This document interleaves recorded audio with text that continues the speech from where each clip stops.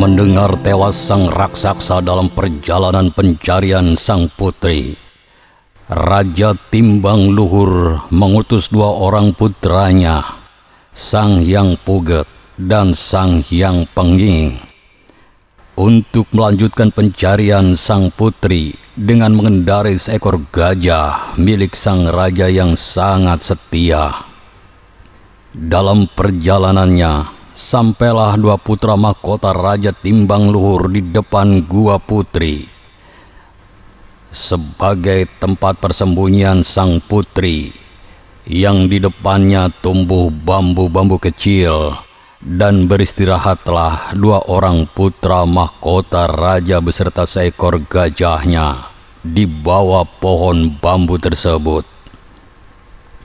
Tacing TV dengan bangga mengangkat sejarah Desa Ciawi Gajah dengan judul Asal-usul Desa Ciawi Gajah Beber Cirebon.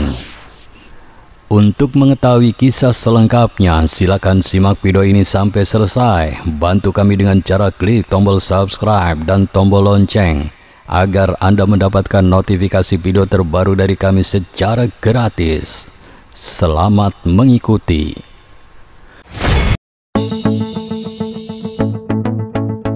Assalamualaikum warahmatullahi wabarakatuh. Batur sedulur sekampung. Alkisah, di sebuah daerah dataran tinggi berdirilah sebuah kerajaan yang bernama Kerajaan Timbang Luhur, yang dipimpin oleh seorang adipati Kerajaan Timbang Luhur. Sang raja memiliki dua orang anak laki-laki dan satu orang anak perempuan. Yang laki-laki bernama Sang Hyang Puget dan Sang Hyang Pengging, dua putra mahkota yang gagah perkasa, dan yang perempuan dikenal dengan Putri Timbang Luhur, seorang putri yang cantik jelita. Keistimewaan sang raja juga mempunyai seekor gajah peliharaan yang senantiasa menyertainya dalam setiap perjalanan, juga setia dan patuh pada setiap perintah sang raja. Pada suatu saat terjadilah kemarau panjang, kekeringan terjadi di seluruh wilayah penjuru kerajaan. Rakyat harus berusaha payah untuk mendapatkan air. Kesengsaraan rakyat nampak pada wajah-wajah mereka, karena hasil tanaman bahkan makanan pokok tak dapat dipanen. Maka dibuatlah sayembara oleh sang raja. Barang siapa yang bisa mendatangkan air untuk memenuhi kebutuhan rakyat, maka akan dinikahkan dengan Putri Timbang Luhur. Setelah dibuka sayembara, maka muncullah para jawara untuk ikut berpartisipasi dalam sayembara memperebutkan putri kerajaan. Di antara para jawara yang muncul sebagai peserta sayembara adalah sang raksasa yang bernama Badugan Jaya. Dan ternyata sang raksasa berhasil mendatangkan air ke daerah kerajaan Timbang Luhur dengan membuat sungai yang dapat mengalirkan air untuk kepentingan rakyat. Akhirnya sang raja menetapkan sebagai pemenang sayembara adalah sang raksasa yang bernama Badugan Jaya, yang berhak menikah dengan Putri Timbang Luhur. Sesuai dengan janjinya, sang raja akan menikahkan putrinya dengan pemenang sayembara. Akan tetapi ketika mendengar bahwa calon suaminya adalah seorang raksasa, sang putri menolaknya dan akhirnya melarikan diri menyusuri sungai yang dibuat oleh Badugan Jaya. Sampailah pelarian sang putri pada suatu gua yang terletak di pinggir sungai yang terjal berupa tebing, dan sang putri singgah untuk bersembunyi di gua tersebut yang hingga kini dikenal dengan Gua Putri atau Liang Putri di wilayah timur Desa Ciawi Gajah. Karena sang putri melarikan diri, maka sang raksasa Badugan Jaya menyusul dan menelusuri keberadaan sang putri calon istrinya. Dalam perjalanannya, sang raksasa terjatuh menimpa batu sehingga ada bekas telapak kaki dan kemaluannya, hingga sekarang dikenal dengan Batu Badugan Jaya yang terletak di sebelah selatan desa Ciawi Gajah. Akhirnya sang raksasa meninggal dunia. Mendengar tewasnya sang raksasa dalam perjalanan pencarian sang putri, Raja Timbang Luhur mengutus dua orang putranya, yaitu Sang Hyang Pugat dan Sang Hyang Pengging, untuk melanjutkan pencarian sang putri dengan mengendari seekor gajah milik sang raja yang sangat setia. Dalam perjalanannya, sampailah dua putra mahkota Raja Timbang Luhur di depan Gua Putri atau Liang Putri sebagai tempat persembunyian sang putri, yang di depannya tumbuh bambu-bambu kecil, dan beristirahatlah dua orang putra mahkota raja beserta seekor gajahnya di bawah pohon bambu tersebut.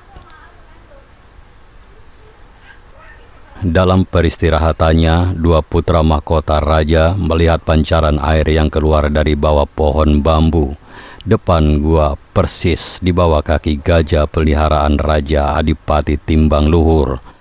Dan akhirnya dua putra mahkota kerajaan tersebut menyebut wilayah tersebut dengan sebutan Ciawi Gajah. Ci yang berarti air atau cai, awi yang berarti bambu yang berada di dekat gajah. Pencarian belum selesai, perjalanan terus berlanjut hingga naik dan sampai ke dataran yang lebih tinggi. Beristirahat dua orang mahkota raja dan seekor gajahnya. Dikenallah wilayah tersebut dengan sebutan Munjul Gajah. Munjul yang berarti istilah daerah dataran yang agak tinggi dan terjal. Perjalanan dilanjutkan kembali ke wilayah barat. Dalam pencariannya, sang gajah mengendus-endus bau bangkai. Mereka mengira bahwa itu adalah bangkai sang putri. Hingga sekarang wilayah tersebut dikenal dengan sebutan Gajah Ngambung, yang terletak di desa Cibuntu, kecamatan Ciganda Mekar, Kabupaten Kuningan.